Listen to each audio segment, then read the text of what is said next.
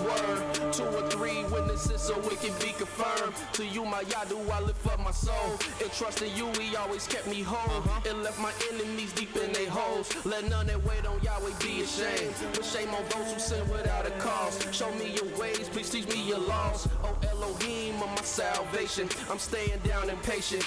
As a child, all the while I'm waiting. Remember not the sins of my youth. Lead me in your truth, and he'll give your soul ease. The earth shall remain inherited by a seed. The secret of YahWeh who fears Elohim, a fool believes everything. And to every word spoken, you can't take heed unless you hear somebody curse. You know you did the same thing. That's why I'm begging Yah for mercy and his love and kindness, cause I know that I ain't worthy.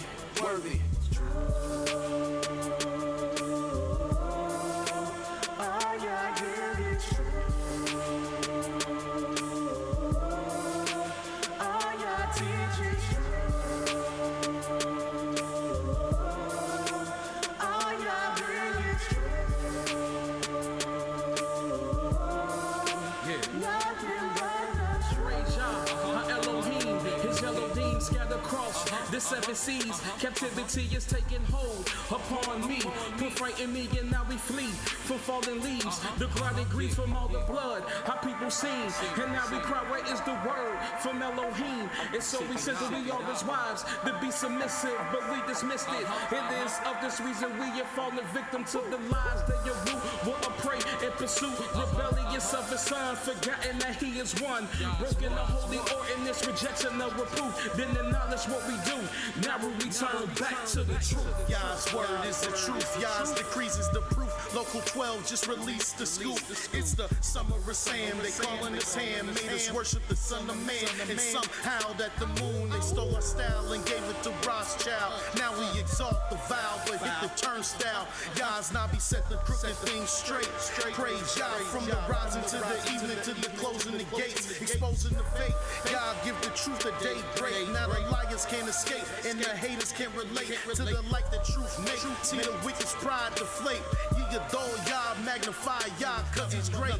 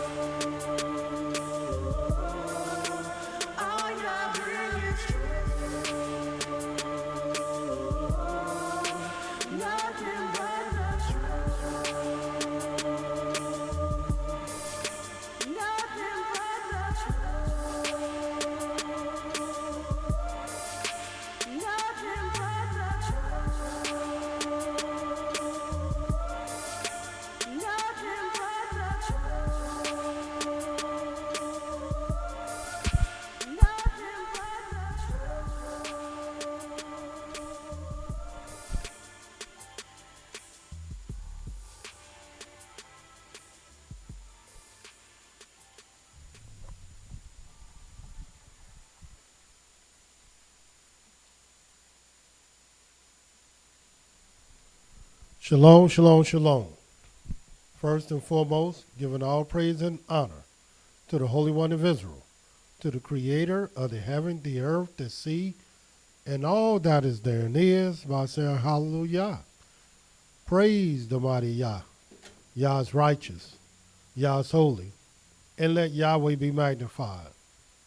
Once again, the Creator has allowed us to come before you another day, bringing to you his great, holy, and exalted words, even the words of truth. My name is Mowreh, IshiYAH, YisraEL, of the house of Israel, located right here in Cincinnati, Ohio, 2330 Kemper Lane, bringing to you nothing but the truth. And yes, it is true. All we're going to do is tell you the truth, for Yah ordained me to tell you the truth. And this is what I'm going to do. And who is this Yah? Yah is the creator of the heaven, the earth, the sea, and all that is therein is. Yah is the Elohim of our fathers, the Elohim of Abraham, Issac, and YisraEL, whom you may know as Abraham, Isaac, and Jacob. Yah is our king. He's our judge. He's our lawgiver. And Yah is our only Savior, and not just of Israel. Yah is the Savior of the world. And I praise the mighty Yah for another beautiful opportunity to bring to you his great, righteous, and perfect laws.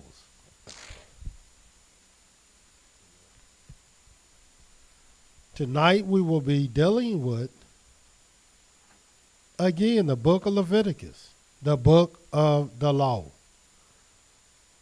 And in the book of Leviticus, the book of the law, we pointed out, as you, those who've been listening to us, brought to you 12 different laws that if you study these laws, if you study them, it will give you great insight of not just the 27 chapters in the book of Leviticus, but it will take you all through the other books of the law.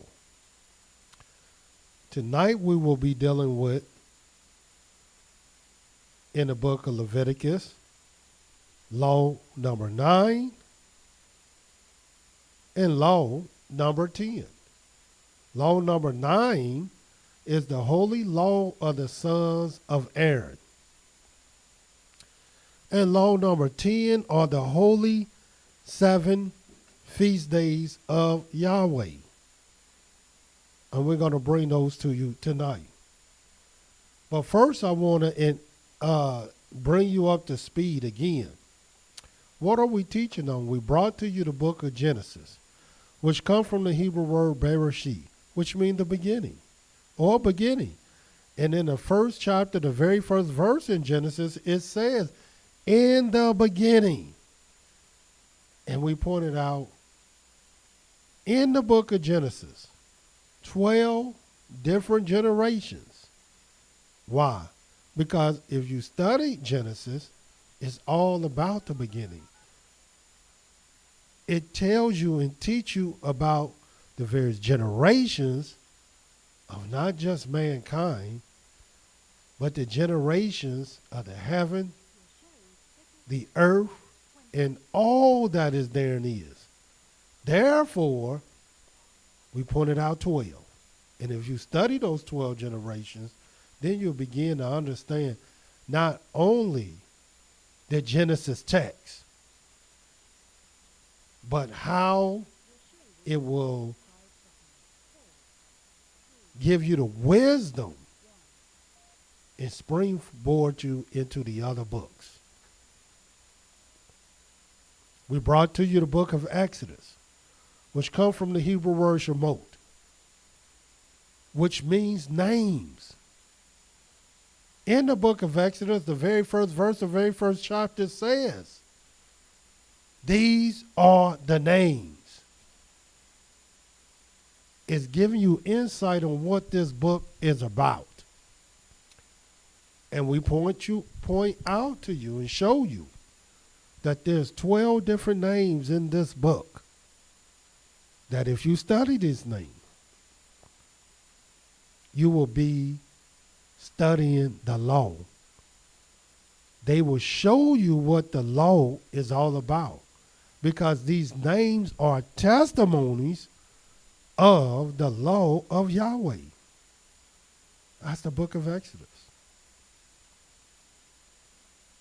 Now we're in the book of Leviticus, which comes from the Hebrew word, and I may add in the book of Exodus, the book of Shemot. Also, in studying those names, it would cover not just the 40 chapters in the book of Exodus. Like Genesis, it's 50 chapters. These generations is going to get you through these 50 chapters real easy. Exodus, you'll get through these 40 chapters real easy in a very orderly manner, because Yahweh ordered everything. But Leviticus is no different. 27 chapters in Leviticus. It comes from the Hebrew word Wayiqra, which means he called out. And this is exactly what Yahweh would do and did in the book of Leviticus, the very first chapter, the first verse. And it says, Yahweh called out to Moshe from the tabernacle of meeting. And why? Because little do people know that the whole book of Wayiqra, Leviticus, is about calling the people out to Yahweh. So the very first law we dealt with in the book of Leviticus are the 7 holy sacrifices, 7 holy offerings of Yahweh that the people had to bring to Yahweh if they were going to make an offering to Yahweh. And we showed you what these 7 offerings was. The burnt offering, the meal offering, the offering of Aaron and his sons, the sin offering, the trespass offering, the peace offering, and the sacrifice of peace offering dealing with thanksgiving. These are the offerings. That was law number 1. Law number 2 in the book of Leviticus, and I may add that law number 1, take you all the way up into the 10th chapter of Leviticus. Law number 2 is the dietary laws, and we brought that to you. Law number 3 is childbearing. As a matter of fact, we spoke about childbearing, which is law number 3. Law number 4 is leprosy. And law number 5 is running issues.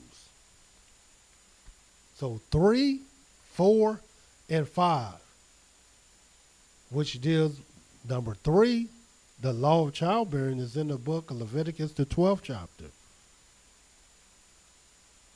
In the book of Leviticus, the 13th chapter and the 14th chapter, is the law of leprosy. In Leviticus, the 15th chapter, is about running issues. The holy law of running issues.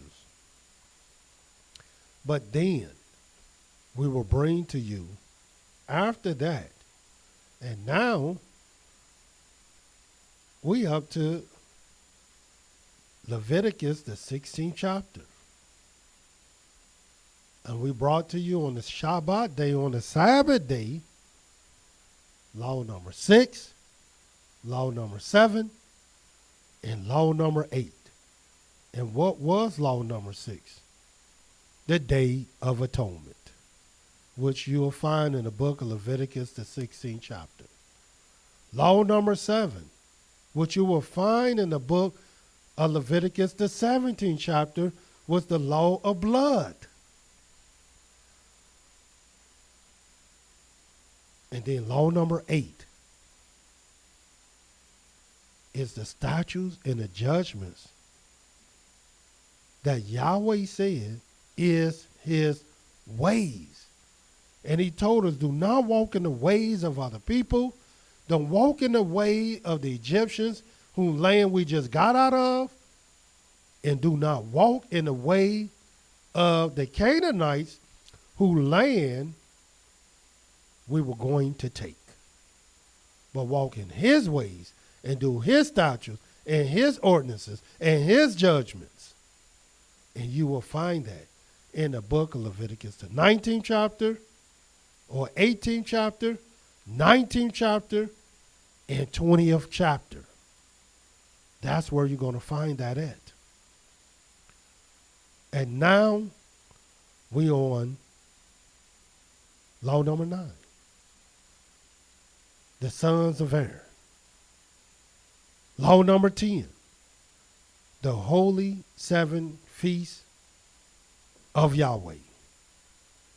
And what's so beautiful about law number 9 and 10? In particularly the sons of Aaron. Because when I listen on the internet, which I rarely do, I don't hear the various teachers and what they're teaching.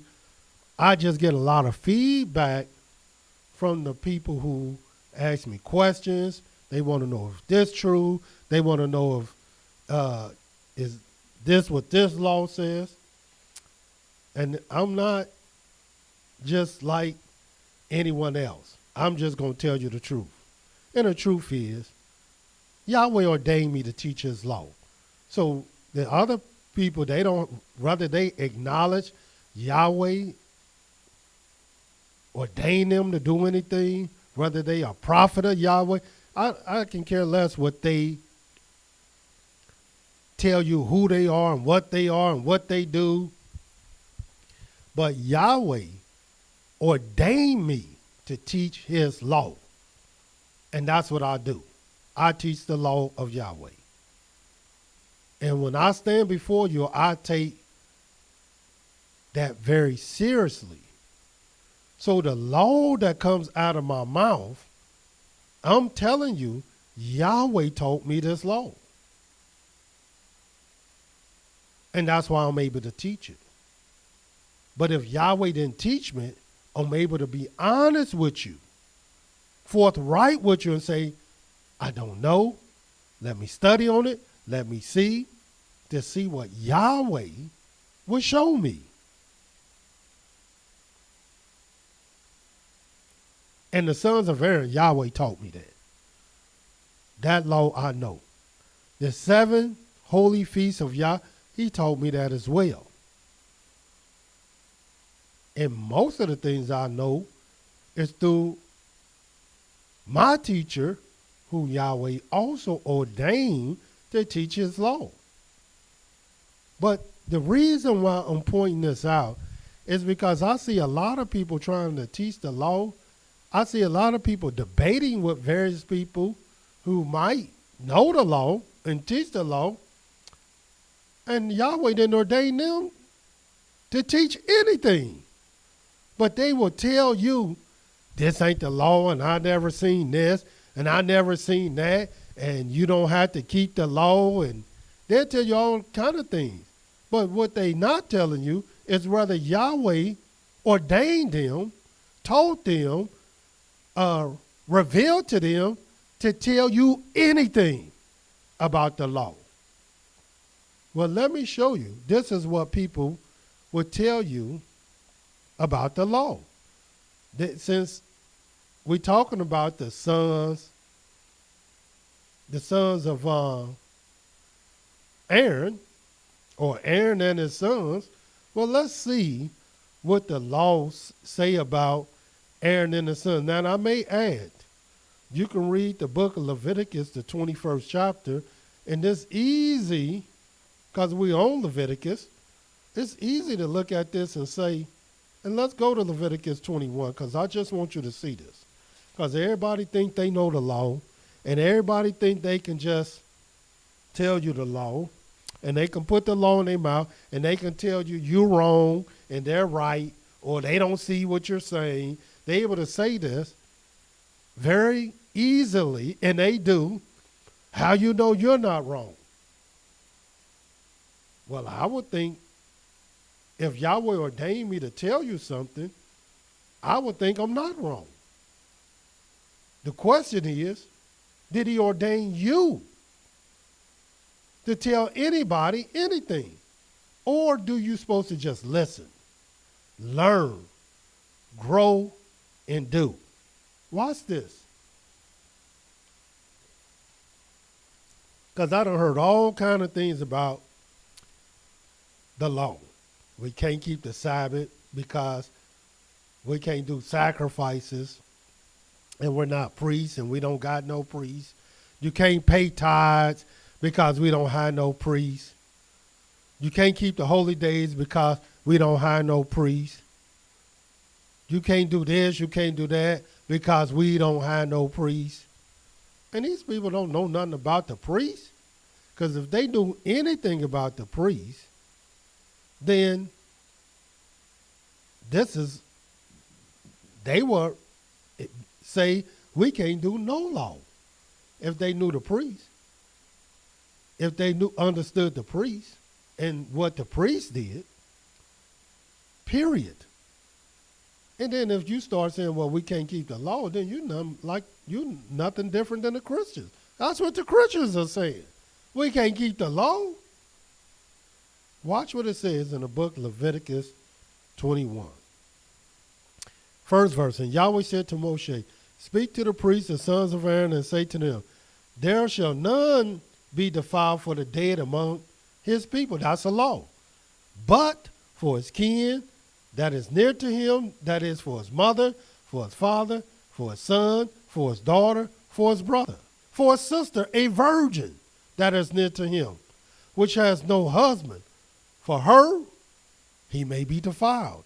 A lot of people tell you can't even go to funerals and won't go to a funeral because they believe if you go to a funeral and you're defiled, you're unclean for 7 days and you're going to miss a Shabbat day. So they advise everybody not to even go to a funeral. When we see in the law that a priest, a son of Aaron, can be defiled for the dead.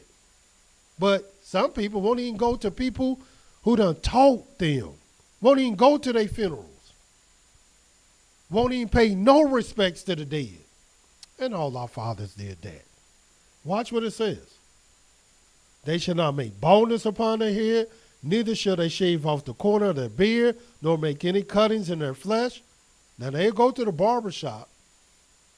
They get tattoos and get cuttings, and they do that stuff. But then they say, well, I'm not a priest. Then if you're not a priest, then why can't you go to funerals? Because this talking about a priest. It says, they shall be holy to their Elohim and profane that and not profane the name of their Elohim. For the offerings of Yahweh made by fire and the bread of their Elohim they do offer. Therefore they shall be holy. And I may add, not only they shall be holy, we supposed to be holy. That's the law. They shall not take a wife that is a whore.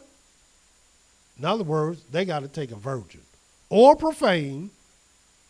Neither shall they take a woman put away from her husband, for he is holy to his Elohim. So there are certain restrictions when it comes to priests.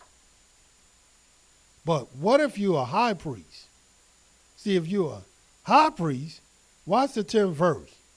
And he that is a high priest among his brethren, upon whose head the anointing oil was poured. Because it's only can be one. There can be many priests, but there's only one high priest at a time. Just one. But many other priests. Watch what it says.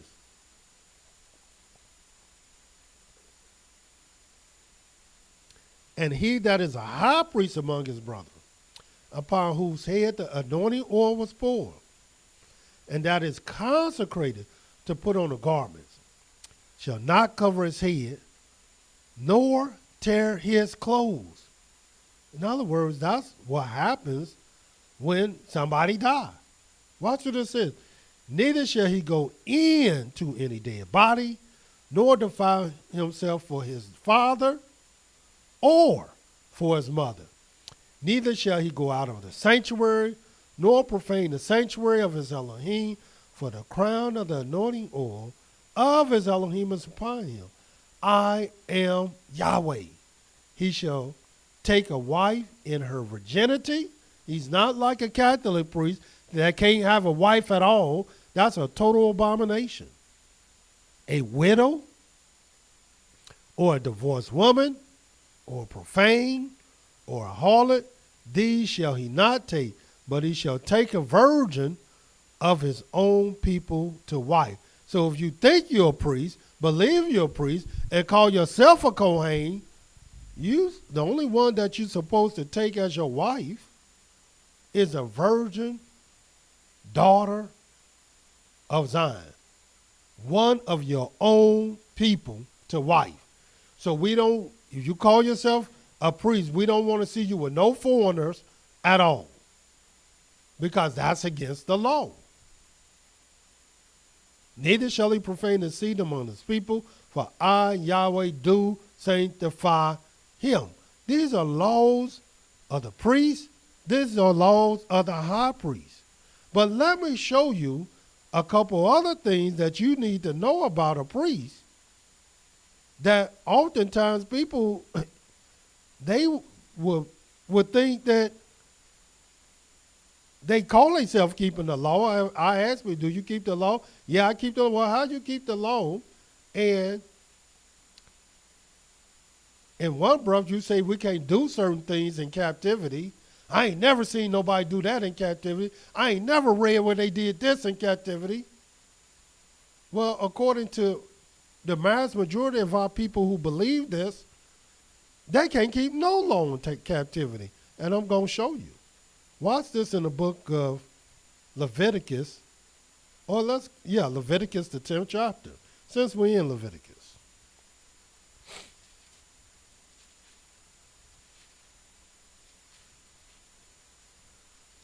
Watch what this is.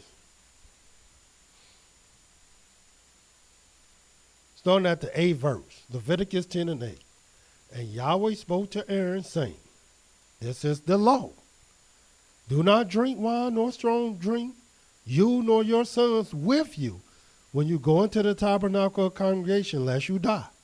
It shall be a statute forever throughout your generations, and that you may put difference between the holy and the unholy, between the unclean and the clean, and that you may teach the children of Israel all the statutes which Yahweh has spoken to them by the hand of Moshe.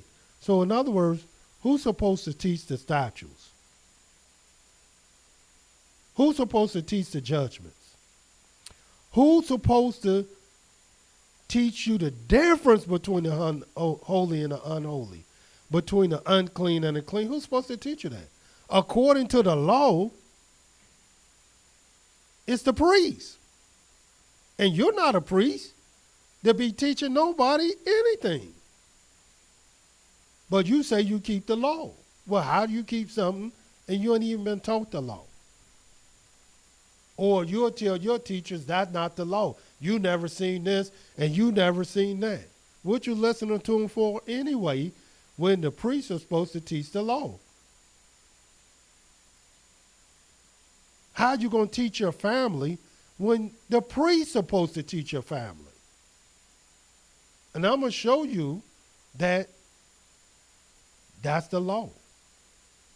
But I'm going to show you how I know beyond a shadow of a doubt that we're supposed to keep the law in captivity and teach the law in captivity.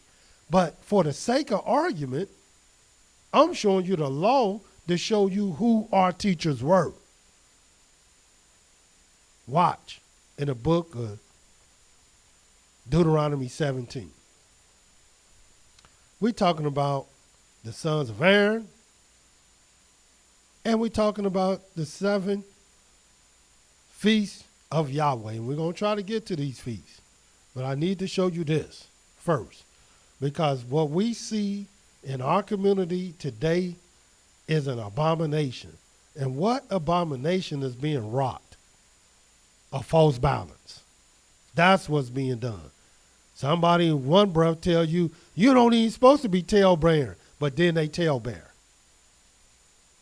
You don't even supposed to be doing this, and then they do it. Total false balances. Watch what it says in the book of Deuteronomy 17.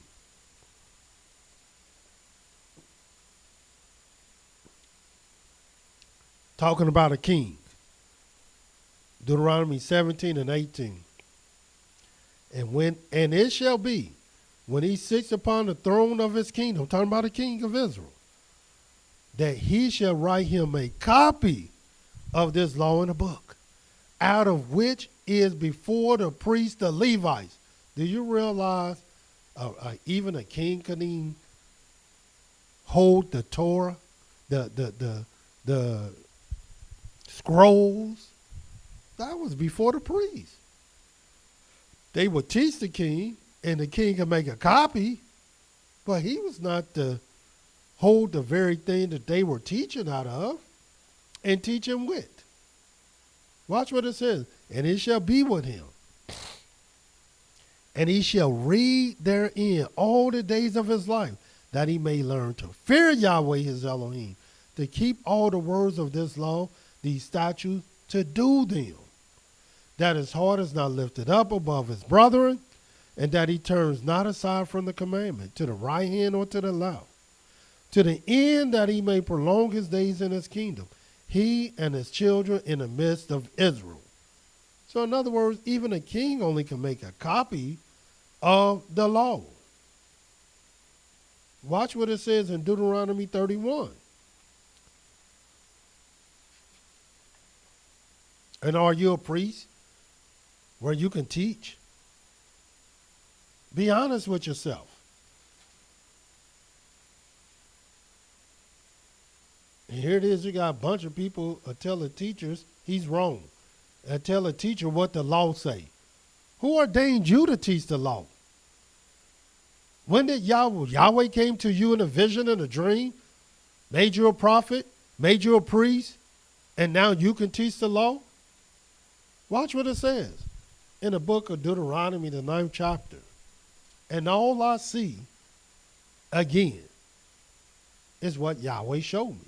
And he done showed me that here it is, our people in our community today are working abominations because a false balance is an abomination according to the law in the book of Leviticus. Watch what it says in Deuteronomy 31, the 9th verse. And Moshe wrote this law, and that's what we're dealing with, the law of Moses, and delivered it to the priests, the sons of Levi, which bore the ark of the covenant of Yahweh, and to all the elders of Israel. Are you an elder of Israel who was ordained, selected, chosen to teach the law? And Moshe commanded them, saying, at the end of every 7 years, in a solemnity of the year release, in the Feast of Tabernacles, when all Israel is to come to appear before Yahweh your Elohim, in a place which he chose, you shall read this law before all Israel in their hearing. Is that what you're doing? No, you're not doing that at all. All you're showing is how abominable our people can become in terms of the law.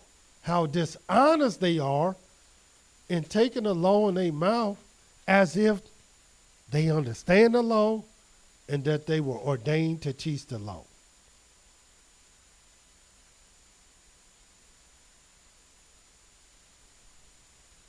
Watch what it says. Show you this in the book of Malachi, the 2nd chapter. And you're going to see some that most people don't even know. In the book of Malachi. And we're talking about the law, since you say you know the law. The sons of Israel, we can't do this because we don't have no priest. That's what you say. And if we don't have priests, who do you think taught us? It was the priests. Who do you think ministered unto us and ministered unto Yahweh? The priests. So why are you trying to keep the law anyway when there's no priest?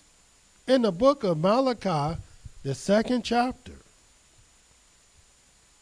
watch what it says. the 6th verse. The law of truth was in his mouth, talking about the priest. And iniquity was not found in his lips. He walked with me in peace and equity, and did turn many from iniquity. For the priest's lips should keep knowledge, and they should seek the law at his mouth. And why? For he is the messenger of Yahweh of hosts. And who's doing that? Who's seeking the law at the mouth? That didn't say you're supposed to just read the law, understand it for yourself, and lean to your own understanding as most people are doing. No, we had teachers of the law. I know you think just because you got a Bible, you can just pick it up, read it, and understand it. No, Yahweh made his word where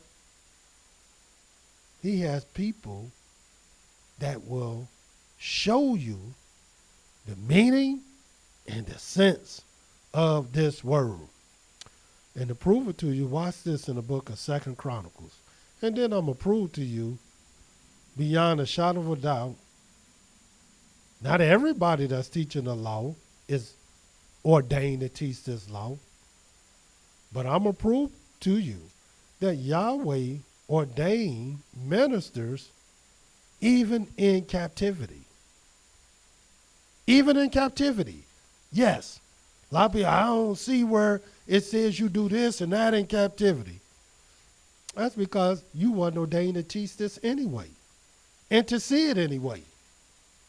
Watch this in the book of 2 Chronicles, the 15th chapter.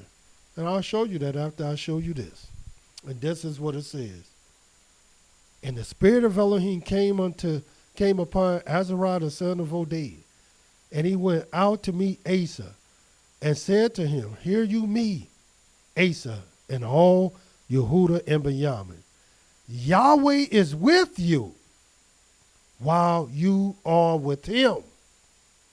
And if you seek him, he will be found by you. But if you forsake him, he will forsake you. And that's a fact. But watch this, the 3rd verse. Now for a long season, Israel has been without the true Elohim, without a teaching priest, and without law.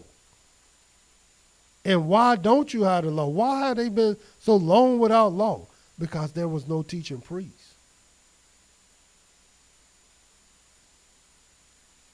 And why isn't there a teaching priest? Because they were without the true Elohim. That's why. So the only way you're going to get the law is with somebody who's ordained to teach the law, called a messenger of Yahweh.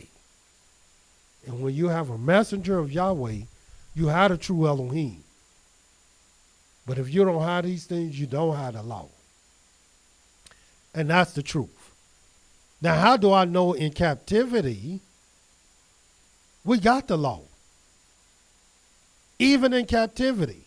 And that we supposed to do the law in captivity. Watch this. It's not rocket science. In the book of 1 Kings, the 8th chapter, watch this. We can't keep the Sabbath. We can't do this and we can't do that because we don't have no priest. First of all, the only people that Yahweh is going to show his law to is his messengers. Whether that's a prophet, whether that's a priest. And everybody who's teaching the so-called law don't know the law. So I understand people reservations. I understand that. But don't say you can't keep the law. Only a fool will say we can't keep the law. You might as well be a Christian. Watch what it says in the book of 1 Kings, the 8th chapter.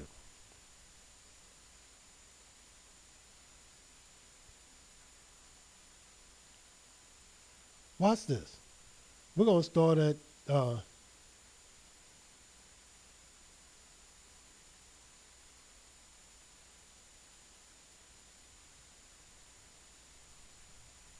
let's start at the 44th verse. If your people go out to battle against their enemy, wherever you shall send them, and shall pray unto Yahweh toward the city which you have chosen, toward the house that I built for your name, then you hear in heaven their prayer, their supplication, and maintain their cause. Now watch this. If they sin against you, for there is no man that sins not, and you are angry with them, did we sin against Yahweh? Is he angry with us? And deliver them to the enemy, so that they carry them away captives to the land of their enemy, far or near. Some of our tribes are near. Some of our tribes are far. So undoubtedly, this must pertain to us. Watch what it says. Yet, if they shall return to themselves in the land where they were carried captive. How are you going to return to yourself? By keeping the law. Watch what it says. And repent and make supplication unto you in the land of them that carried them captive, saying, we have sinned, have done perversely. But before you even do all that, it says return to themselves in the land where they were carried captive. The only way you can return to yourself is that you return back to what you did before you got in trouble. We have sinned. We have done perversely. We have committed wickedness. Watch what it says, 48th verse. And so return unto you. Now who is the unto you? Yahweh, the Most High, our Elohim. How are you going to return unto the Most High without keeping the law? And so return unto you with all their heart, with all their soul, in the land of their enemies, which led them away captives, and pray unto you toward their land, which you gave to their fathers, the city which you have chosen, and the house which I have built for your name.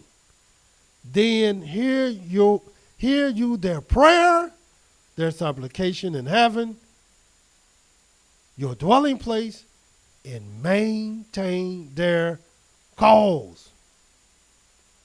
And forgive your people that have sinned against you, and all their transgressions, wherein they have transgressed against you, and give them compassion before them who carried them captives, that they may have compassion on them.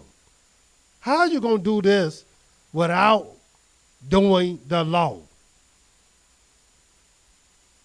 And how are you going to do the law without being taught the law? That's the only way you can do this. Watch what it says in the book of Deuteronomy 30. And who do you think Yahweh ordains, who Yahweh chooses to teach his law? Even in captivity. This is talking about captivity now. So a lot of people on the internet lying, talking about they can't keep the law. And we can't do the law in captivity. And the captivity never told us to do the law or keep the Sabbath day. What you think the Sabbath day is? That's a law. Watch what it says. In the book of Deuteronomy, the 30th chapter, the first verse. And it shall come to pass, when all these things shall come upon you, the blessing and the curse.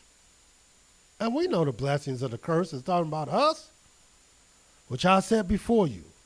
And you shall call them to mind among the nations, where Yahweh your Elohim has driven you, and shall return unto Yahweh your Elohim, and shall obey his voice, according to all that I command you this day, you and your children, with all your heart, with all your soul, that then Yahweh your Elohim will turn your captivity. Where are you doing this? In captivity. And have compassion upon you, and will return and gather you from all the nations where Yahweh your Elohim has scattered you. You do this in captivity. And what are you doing in captivity? These people now, we can't do this and we can't do that. Watch this in the book of Proverbs. I want you to see this. Just simple truths and wisdom. The problem is, a lot of people don't like listening to the law. A lot of people don't want to do the law. And a lot of people don't want to be told to do the law. So they will make up arguments against the law. Well, who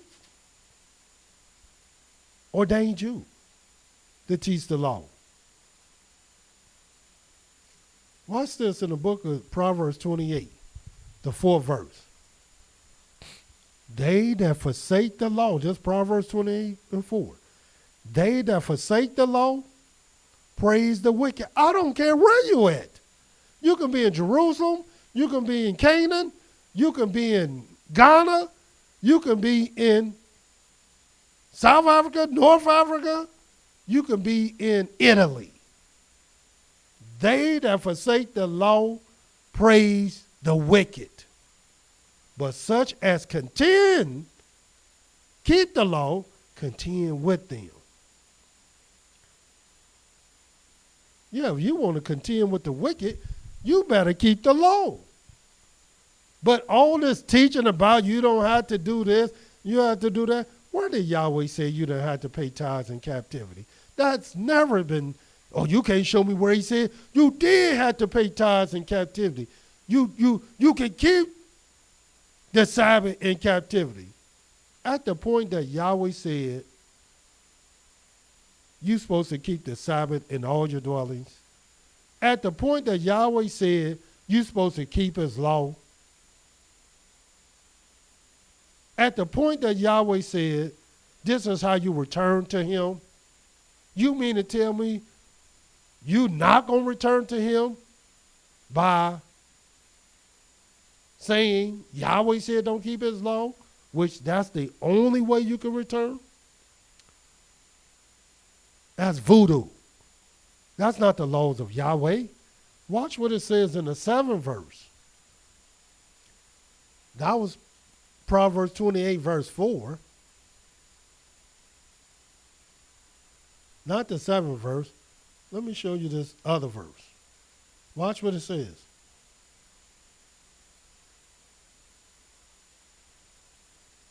The 9th verse. Proverbs 28 and 9. He that turns away his ear from hearing the law, even his prayer shall be an abomination.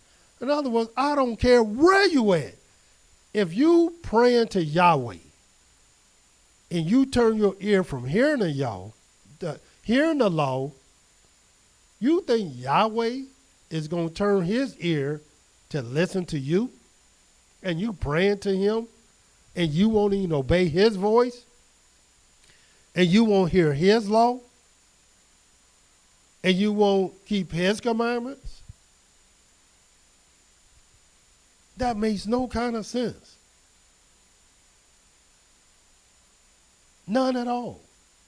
According to tithes and seven, I don't even want to go into tithes because that's one of the laws we're going to teach thoroughly so you can understand all this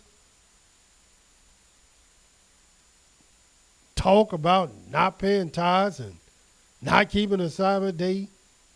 That's not the laws of Yahweh. That's totally against his law. But if you believe that we don't keep these laws, then why are you teaching a law? Or listen to somebody that teach the law, because the only people that taught the law according to the law is the priests, the Levites, the ministers. That's who taught the law. So why are you trying to teach the clean and the unclean, the holy and the unholy? And of course, I know why we teach that. Because Yahweh ordained me to teach the law. That's why I know the law. And I can teach the law, whether you listen or not. And I know that in captivity, Yahweh told us in captivity that if we find ourselves here, that we got to return unto him. And how do you return unto him? Keeping the law. He will have compassion upon us. So you don't have to keep the law if you don't want to in captivity. And make captivity be your excuse. Thinking you got to be a priest to keep the law. You can think that all you want. No, what you do have to be is a bona fide messenger of Yahweh. You don't mind listening to people who you, I guess, seem to agree with, but at the end of the day, that don't make them no messenger of Yahweh. That don't solidify them teaching the law. Only thing solidify somebody teach the law is the spirit of Yahweh. Moses, when he began to teach the law to the children of Israel, he did that in Egypt, in captivity. Where do you think they learned the Passover at? In Egypt. Where did they learn about the first month of the year? In Egypt. When did they learn about the Feast of Unleavened Bread? In Egypt. The very thing that some people say can't even be taught in captivity. We don't even learn the law in captivity. Where did they learn all the law, all the statutes, all the judgments of Yahweh? In the wilderness. And make no mistake about it, you're not going to learn the laws in the land, because Yahweh wants you to know the laws before you even get there, because Yahweh is not taking no fools to the land. The only people that's going to the land are people that are righteous. In the book of Proverbs 28, still, and watch what it says. Proverbs 29. The 18th verse. It says, where there's no vision, the people perish, but he that keeps the law, happy is he. And what is this saying? In other words, the only way we're going to know the law is that we have vision. And we get vision from the Most High. As our people got vision in Egypt, as our people got vision in Babylon, and they kept the law in Babylon, in captivity. You don't believe me? Go to the book of Esther. They kept the law. All this talk of not keeping the law, and why would anybody even be around somebody that talking about not keeping the law of Yahweh? What they really telling you is they have no morals. Because this is where we get our morals from. We get them from the law. Where else you get them from? Do you get them from your parents? Well, how you think your parents get morals? From the law. Watch what it says in the book of Esther,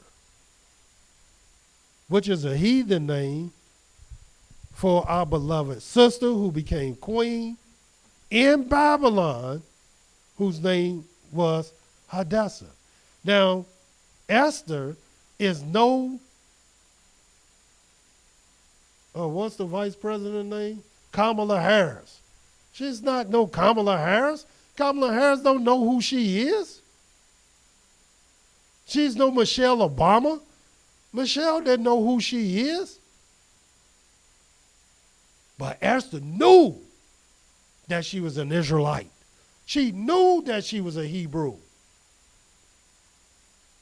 Don't tell me about putting somebody black in there and then the black they put in there in high office, they don't have a clue who they are. Whether they're a mayor, a governor, a senator, a congressman, these people don't know who they are. But Esther knew who she was. How you think she was able to deliver the children of Israel? Watch what it says. In the book of Esther, the 3rd chapter, the 8th verse. And it says, and Haman said to King Ahasuerus, there's a certain people, now mind you, they in captivity, scattered abroad and dispersed among the people in all the provinces of your kingdom. And their laws are diverse from all people. Neither keep they the king's law. Therefore, it is not for the king's profit to leave them. In other words, they saying, look, there's a people in your kingdom. Their laws is different than everybody's laws. And they don't keep your law. And why didn't they keep the law of the land? Because they was keeping Yahweh's law. Here, our people would rather tell you to keep the law of the land and don't keep Yahweh's law. And these people in captivity, letting you know they don't keep the king's law. But the diverse law, they keep that. Because that diverse law is Yahweh's law. And here we find in the book of Leviticus, the 23rd chapter, 7 holy feasts of Yahweh. And the reason why we can't keep some of these various laws is not because the priests. None of them was because of the priests. The reason why we can't keep certain laws is because Yahweh said they had to be done in a certain geographical location. Even if we were in a land, we still would have to travel somewhere else to keep the law because we couldn't keep it where we live. This is not rocket science.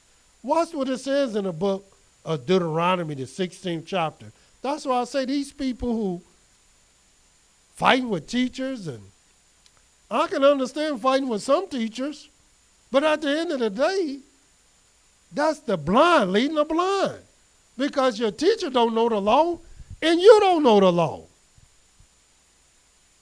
It would be easier and more beneficial to tell, and more righteous and balanced, to just say, well, look, I don't know the law, and it don't sound like you know the law. But I'll listen to you since you say you know the law. But I don't know the law. And I wasn't ordained to teach the law. But you will fight and argue about something you wasn't ordained to do anyway. Because you don't even believe in keeping the law in captivity.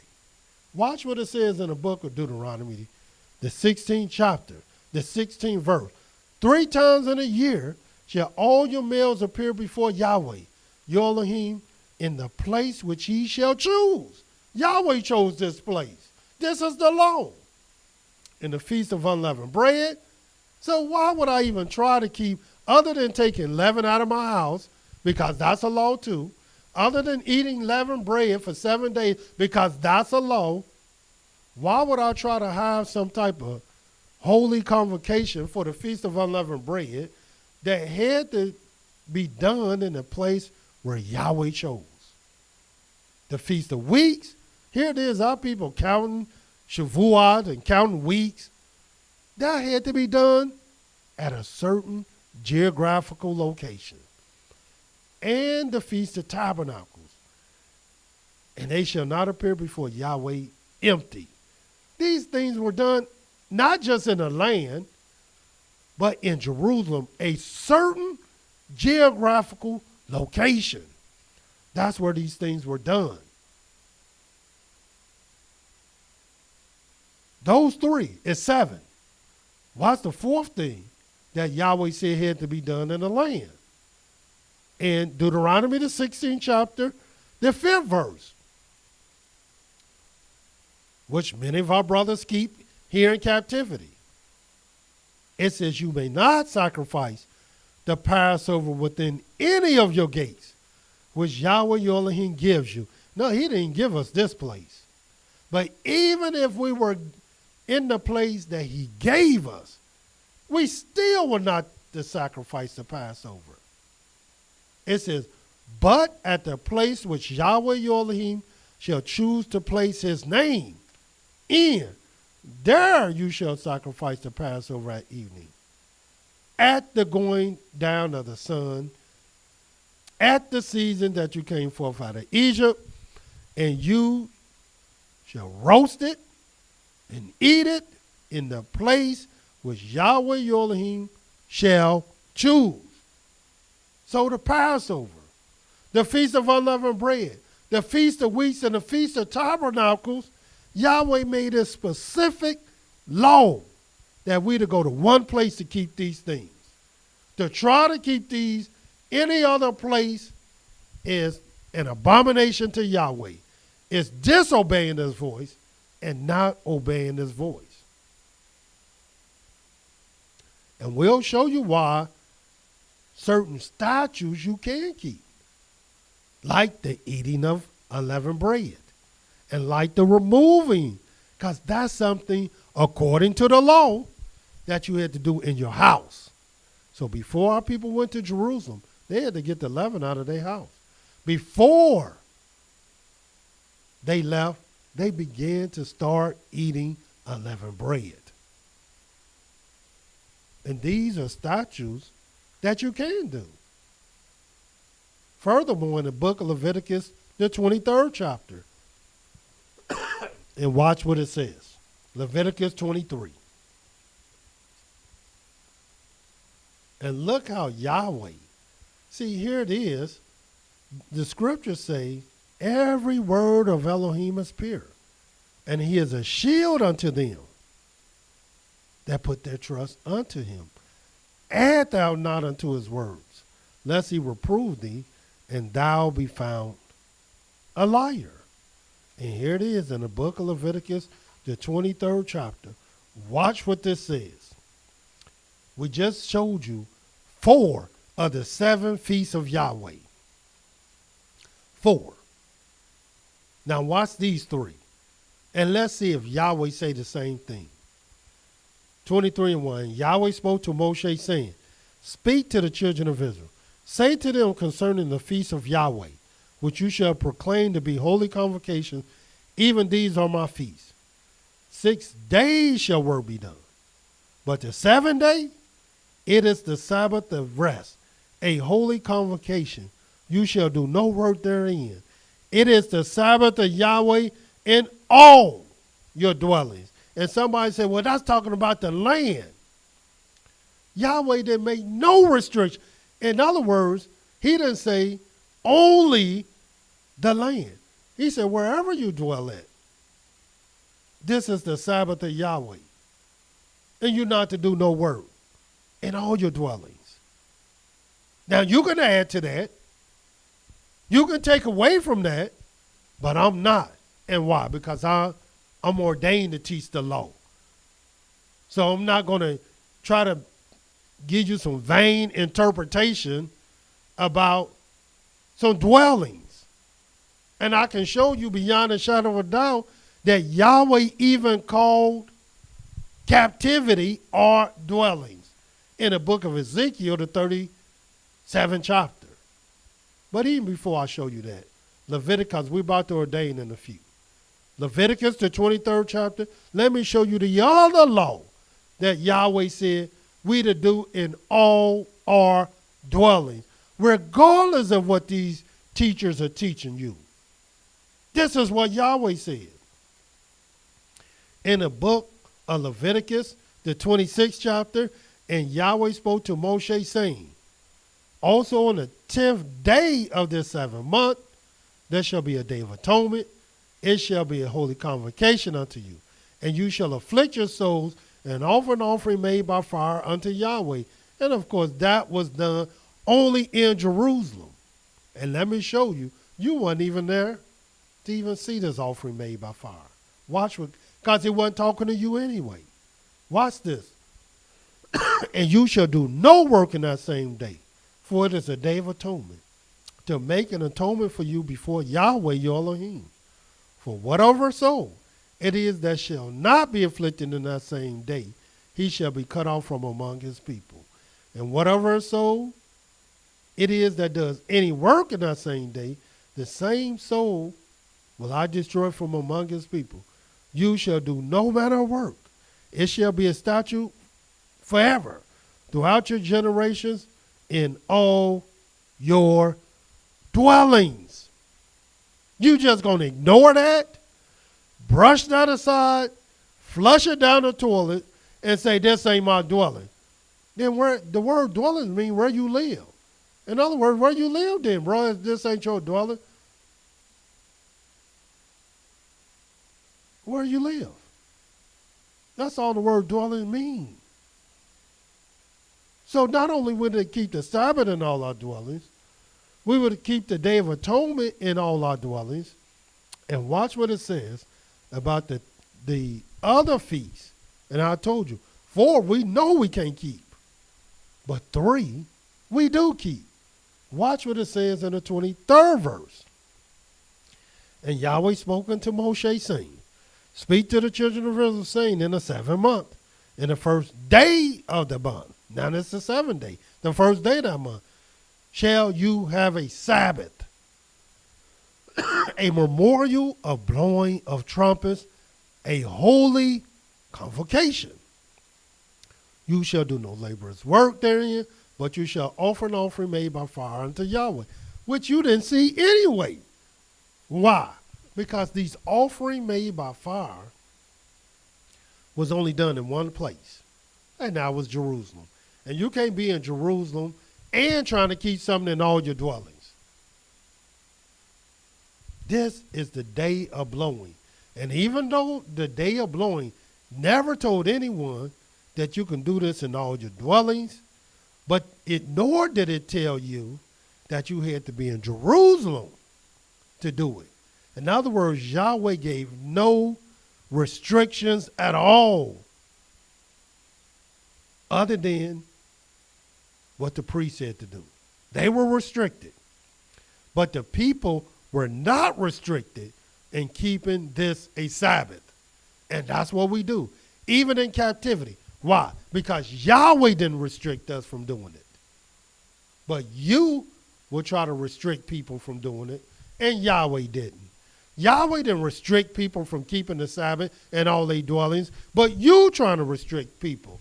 Yahweh didn't restrict people from keeping the Day of Atonement in all their dwellings. You're trying to restrict them. Sure, he restricted the priests. Hey, all my offerings made by fire in Jerusalem. But I didn't have to be there. I can be in my dwelling where I live, keeping the Sabbath on the Day of Atonement. As long as I didn't work, as long as I afflicted my soul, I kept the law. Because those were the only restrictions Yahweh gave me. The holy law of the sons of Aaron, the holy 7 feasts of Yahweh. 4 had to be done in Jerusalem. 2, Yahweh said do it in all your dwellings. And 1, Yahweh gave no restrictions on where you can do it. The law is that you do it. You keep it a Sabbath. That's the law. Period. Leviticus, law number 9. Leviticus, law number 10. And we got 2 more laws to go to complete the book of Leviticus. Wayiqra, the holy laws of Yahweh. So until tomorrow, Yahweh love you. And let me, before we go off, I got to show this one thing. It's in the book of Ezekiel. I just want the people to see this. I just don't want to leave no stone unturned. Ezekiel 37. And I'm going to show you beyond a shadow of a doubt that these are indeed, as Yahweh will tell you, as Yahweh will show you, that these are your dwellings. Watch this in the book of Ezekiel 37.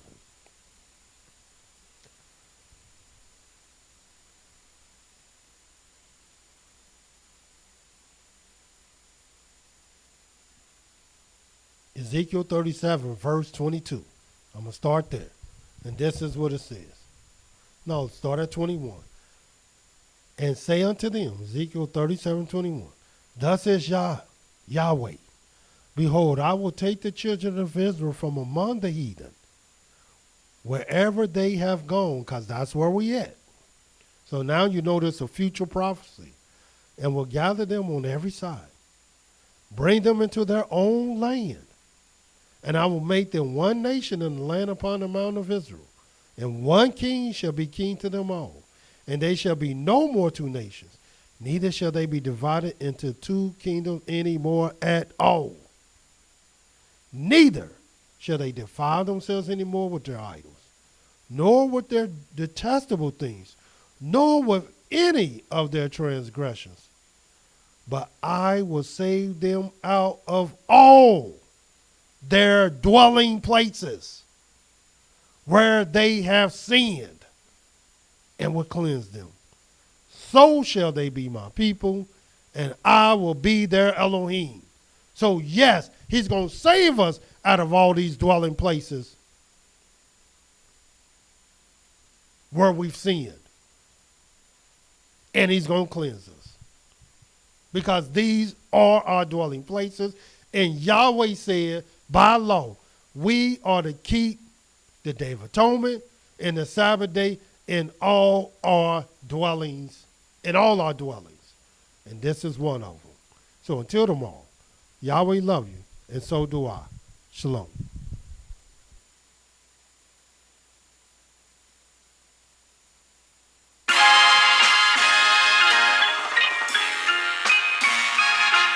Yeah, 39 books. Yeah, come on. Yo, seek ye out the book of Yah and read. Speak these words to plant your holy seed. Obey his voice, know him and believe. Thank you for using Blog Talk Radio. Goodbye. In the beginning, he told us the ending that we wasn't winning because of the sinning. The 400 sentence of Charles' descendants needed repentance, and this is our Genesis to our Exodus in Leviticus. Learn, put some respect on this, so we can number our days. The teachers that we was the slaves in Deuteronomy 28, the most popular. When he anointed Joshua, it's proving that y'all love us by sending these judges, rejecting the grudges, embracing the truth. Other nations, the truth is shown through Ruth, the woman that David come through. Pete Samuel 1 and 2. Y'all's chosen the kings and you won too. Recognition Chronicles in the first and the second. And Ezra Kohen, fasted by the river Ahava, stood with Nehemiah in the time of Hadassah, better known as Esther. Job struck with disease and boils that festered. And we giving our arms while singing Hebrew psalms. The most wisest words are spoken in Proverbs. The collect, the teacher, ecclesiastical preacher. Fellas wanna reach her. Quote the songs belong to Solomon. Understand the way that I'm on. Isaiah, Jeremiah, lamenting when Jerusalem fell. Also seen by Ezekiel. Vision vividly given to Daniel. God said return to him in prayer. Remember Hosea. If we call on YAHWEH, he'll remember us well. Spoken by Yoel. There's no other book as famous. The words get deeper in Amos, Obadiah, Jonah, and Micaiah. There's none like Yah that rides on the whirlwind in Nehemiah. I'm giving you a look like he gave to Habakkuk. Gather yourselves and learn from Zephaniah. Consider your ways, word up to Haggai. Cause this is the last days, amen, Zechariah. Remember the law of Moshe, and this has been 39 books given to you by IshiYAH. Malachi, seek ye out the book of